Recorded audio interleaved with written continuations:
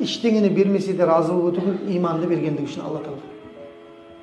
Дүниеде бай болып, шалқып өмір сүру шарт емес. И бай болып өмір сүру бүкіл адамзатқа жазылмаған. Бізде бүкіл адамзат бай болып өмір сүру керек деп анау қудыртып жатыр. Қазір сондайлар бар, қудыртатындар. Адам барлығы бай болып өмір сүру шарт емес, бірақ адамның барлығы Құдайға құл болып өмір сүру шарт.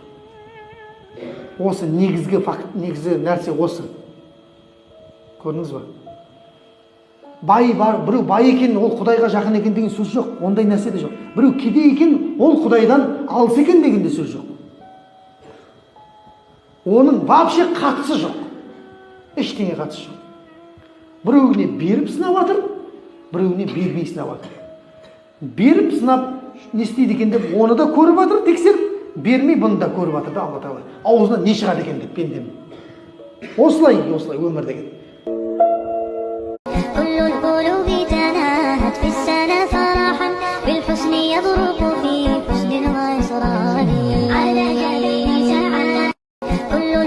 Субханак Аллахумма бихамдика, ашхаду ан ла илаха илля ант, астағфирук ва атубу илейк. Алла Тағала баршамызға пайдалы білім берсін.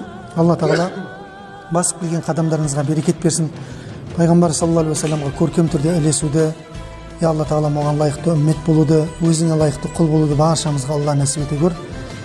Алла біздерді кешірілген құлдардың қатарынан қыл. Өзіңмен разы болған күйде қауышып, Алла тек қана өзің разы болатын амалдар жасауға біздерге сәттілік пен жәрдем бере көр. Алла Тағала біздердің ұрпақтарымызға хидаят бер, иман бер, тауфиқ бер.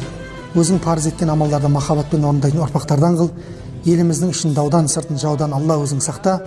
Я Раббым Алла, мұсылманшылықты, исламды, иманды көбейтіп, бір-бірімізге шынайы махаббат мейірімізді арттырып, сахабалардың заманындағыдай мейірім танытуды Алла баршамызға нәсіп ете көр. Ва салаватуллахи ва саламуху алейхи ва алихи ва сахбихи ва саллим. Вальхамдулиллахи раббил алемин. Бирахметика я архамар рахим.